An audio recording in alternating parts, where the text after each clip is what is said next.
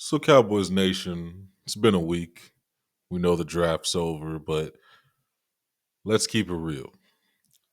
The Cowboys had a good draft. PFF gave the Cowboys an A plus, NFL.com gave the Cowboys an A minus, and Yahoo Sports gave the Cowboys an A. So for the most part, a lot of people felt that the Cowboys had a great draft, and I felt they did as well. So today we're gonna go quickly over the various draft picks. And like I said, it was a week now since the draft has taken place. So let's see where we stand. And if you don't know, my name is Mecca Mike. And if you love Cowboys content or you like anime or both, then please drop a like, subscribe to the channel because I definitely pumping out all that content. So you know me, I'm gonna keep it real to you guys as a Cowboys fan. So as we go over each pick, I'm gonna give you my initial reaction when the pick was made, and then see if I can try to get into the head of the Cowboys ownership and the coaches and kind of determine why they made said selection as well. So let's get to it. In the first round, pick 12, the Dallas Cowboys selected Tyler Booker, guard out of Alabama. And from my initial reaction, it wasn't like most Cowboys fans. But I will say, like most Cowboys fans, I was wanting the Dallas Cowboys to select a wide receiver. CD needs a running mate. We need to get a wide receiver too in order to help him open up the field. So one of the guys I was really pushing for was a Matthew Golden or a Ted McMillan. I thought those guys could really help us day one get this offense going. My mind started to change a little bit when I saw that the news broke that a 30 visit that the Cowboys kept under wraps was the 30 visit of Tyler Booker. And then at that point, it started making sense to me. It's like, because I'm pro O lineman. I used to play O line, so I don't care that you can never get enough O linemen. You win in the trenches. That's just how I feel. A lot of people don't think that, but hey, if you watch football, it's one in the trenches. Anybody tells you otherwise doesn't know what they're talking about. But when I saw that, I'm like, it kind of makes sense, and I'm like, don't be surprised if they draft for him. But I would have preferred a scenario where they traded down and got a fourth and still were able to draft him. But from how things looked, I don't think uh, he would have made it. I don't think he would have made it to if they had say they went down to 18. I don't think he would have made it to 18. So they just saw since Tet was off the board, he was drafted. They went the best player available, and they believed Tyler Booker was a better pick as opposed to getting a Matthew Golden.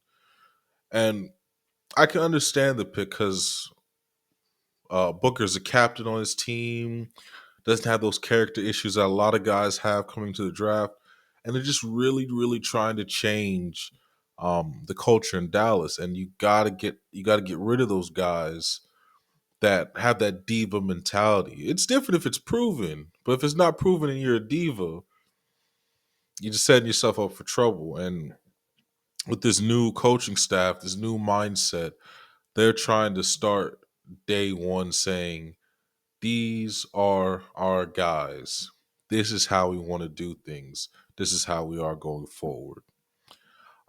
So the initial reaction I had was I wasn't surprised. I was surprised, but not surprised. That hidden visit really kind of said they might be going online, but it wasn't a for sure thing. And that pick told me that the Cowboys are not playing about running the football.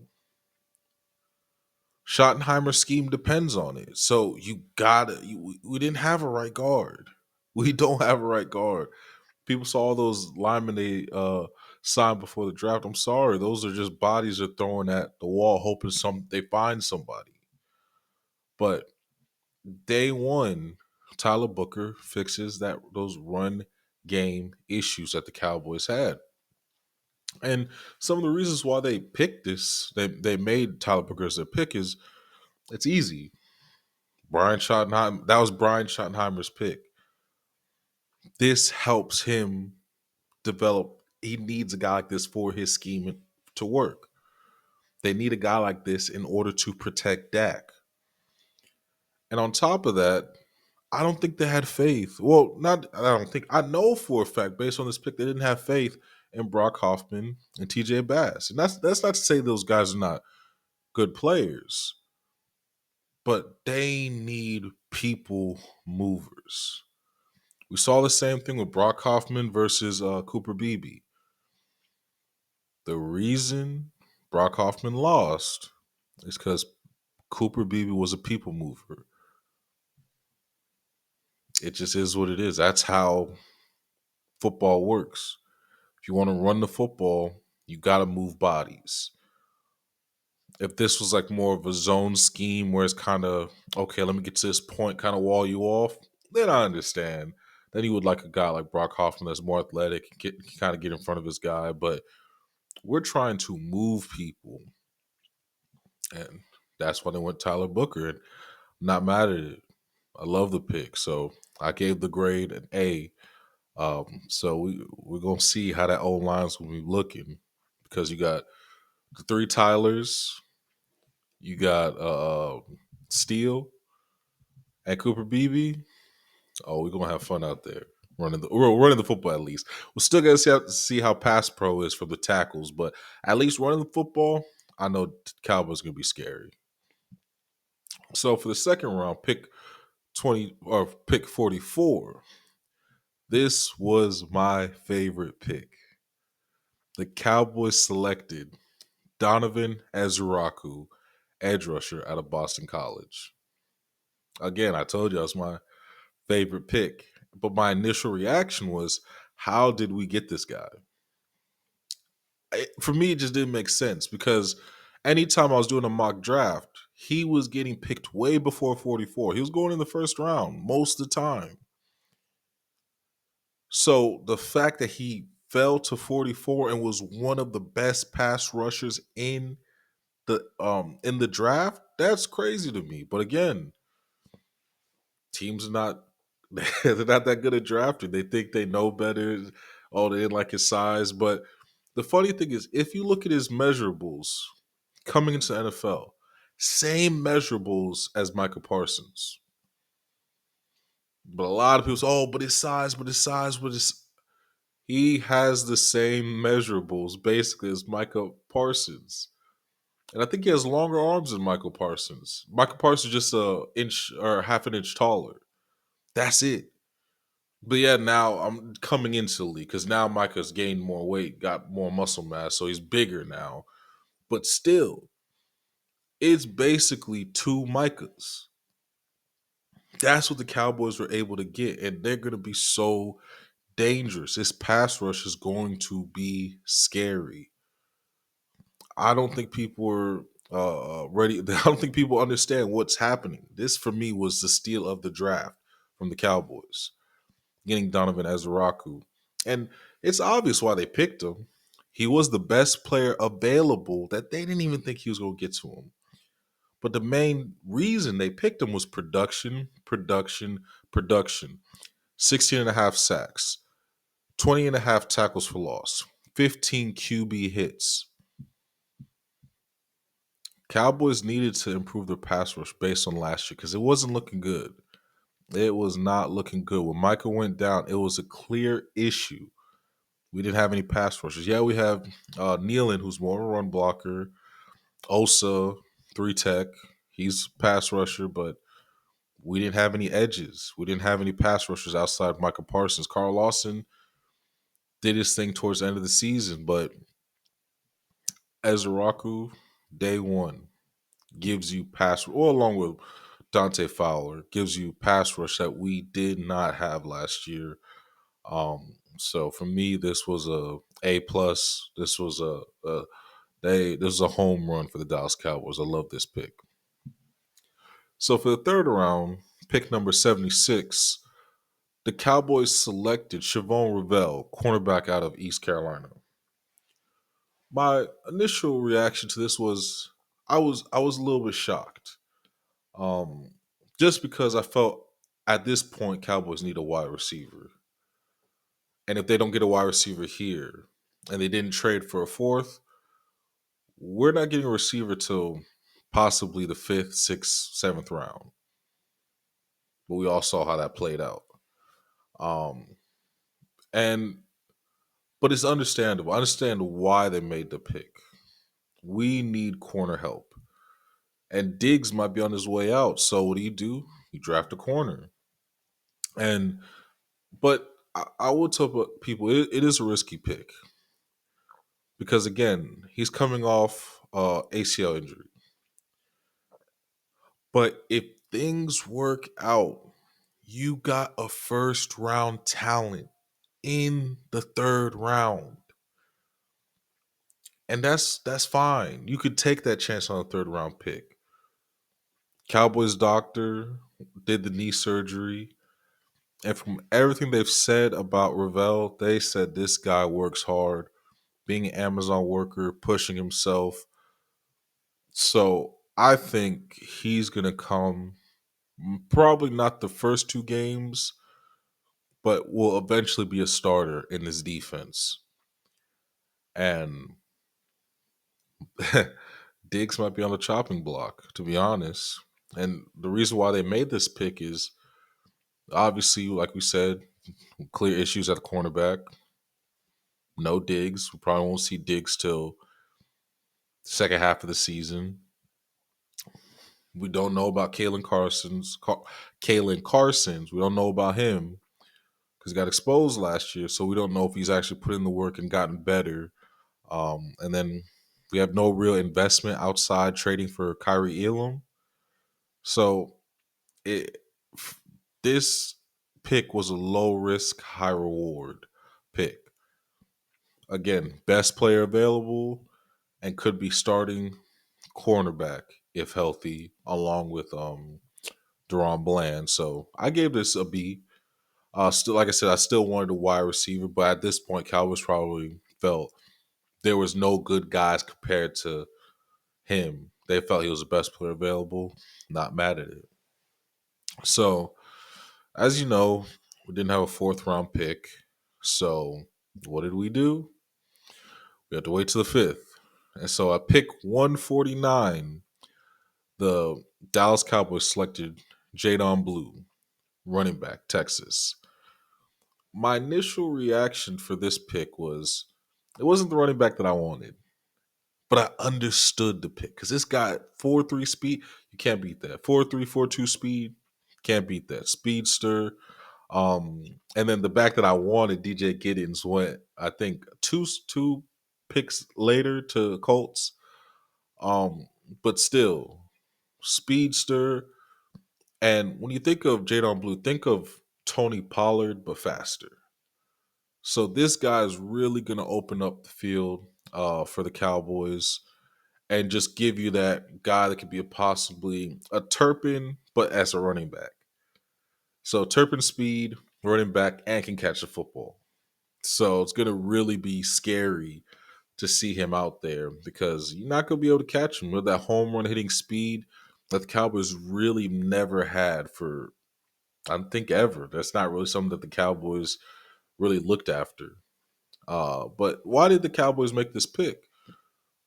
One, it's real simple breakaway speed. Historically, Dallas never had that. So you're bringing an element that's going to give you the ability to put stress on defenses. So that's a smart pick. Get speed, put them out in space, let them run, and take it to the house. And then we have, like I said, someone like Turpin out there as well, and CeeDee Lamb. Who do you throw to? Matchup nightmares. That's how you put a team together. That's how you build a team. Um, but all in all, gave this a C plus. Like I said, it wasn't the running back that I wanted, but I understand the pick, and it's. I think he's going to be a real weapon that could end up being a third down back for the Cowboys because his pass pro is pretty good from what I've heard. Just got to clean up the fumbling issues. We do that. Be a very, very solid pick. Okay, the next pick that we had in the fifth round at pick 152 was Shamar James, linebacker from Florida. My initial reaction was I thought at this point we have to draft defensive tackle. But the fact that we didn't told me everything I knew about how the Cowboys, how they run stuff. They don't want real competition from Mozzie, so but I'll get into that when we start talking about the later picks. But again, linebacker help we need. Solid special teams player has the potential. I know it's a very high bar, but has the potential to be a overshown 2.0, scary blitzing linebacker, knows how to pass rush. Um, if the coaches can clean up his recognition, we could definitely use him to take Damone Clark off the roster at this point. Um, so gave it a C, a pretty solid pick. Not mad at it. Pick round six, pick 204. We had a Johnny Cornelius tackle out of Oregon. My initial reaction was thought this pick again was going to be defensive tackle. It wasn't. Um, Cowboys, that's what they do. But again, swing tackle. I believe that he's going to be a swing tackle in this offense. But I think the reason why they picked him is they hope that maybe he can be the guy to either replace Steele or Guyton if they fall off. Solid player that could possibly start if given the opportunity. Outside of Austin Richards right now, we don't have a backup tackle. So he's going to provide, Cornelius is going to provide that much needed depth. Gave the grade a C. Finally, now we're in the seventh round. I picked 217. We had Jay Toia, defensive tackle out of UCLA. My initial reaction was finally, finally, finally, we have a defensive tackle, a one tech. Took them forever. Cowboys, I'm sorry to say this, and it's annoying that they do this. They're doing everything that they can to keep Mozzie as a starter. And they do this by drafting a guy low so they can say, oh, we have this guy that has experience and is a high draft pick, so we have to start him. And I get it. Oh, rotation, the guy might. I don't care. Football is very political. So Taoya has to really, really play at a high level to prove that he can play. And I get it. Mozzie was a first round draft pick. I don't care. If you have an undrafted guy that's playing just as well, if not better, put him out there. I'm not trying to hear all this, oh, well, this is our guy and we put a lot of investment into him. I don't care. Give me the best guys out there. Give me the best one techs out there. If he pushes Mozzie to be better, great. But I'm not trying to hear we can't play him because we invested in Mozzie. I'm not trying to hear that. I want the best guys out there. And again, the reason why they got him, big body, run stuffer, huge. But sadly, this told me that Cowboys don't value defensive tackle because they wait till seventh round to pick guys, and then now it's like, let's hope that fixes the run game. The same run game you've had issues with for years now. But C minus. I think Toya will definitely to Toia. I'm sorry, Toia. I think he's gonna push Mozzie a lot more than people expect, but just watch, you'll see. So round seven, pick 239. Cowboys drafted Phil Maffa, running back out of Clemson. Initial reaction, power back, fresh legs. He's definitely going to go in there and compete. I think why the Cowboys brought him in was helping goal line situations, bring that thunder to the lightning, which is going to be blue. Great. I like the pick. Again, still wasn't one of the guys I wanted, but I understand. I gave grade a C minus. So for the last pick in the draft, Cowboys at pick 247 drafted Tommy Akingbesote, defensive tackle out of Maryland. Initial reaction, again, they waited to the seventh round to draft tackles, defensive tackles, one techs. It is what it is, but I still, people are like, oh, these guys might not make the roster. Then you must have a lot of faith in Mozzie. I think these guys make the roster. If not, push Mozzie. They could be better, but we're just gonna have to see. So that's what we have, Cowboys Nation. The players are currently working with the coaches, learning the playbook, and hopefully improving on their techniques. So I'm excited to see how this will play out. I think the run game and defense will shock a lot of people, and I personally believe we're going to see the resurgence of Dak in the MVP candidate form. But unlike last time, he'll actually have a defense that won't fold when the lights are bright. So, Cowboys Nation, we have a lot in store for the offseason, and I can't wait till the season kicks off. But until then, stay tuned with more Cowboys news and updates coming from Mecca Mike. If anyone hasn't told you this yet, then be sure to remember you get whatever you put in. You put in the work, you'll reap all the benefits. Stay focused, stay hungry, and keep grinding. I'm your boy Mecca Mike, and I'm out.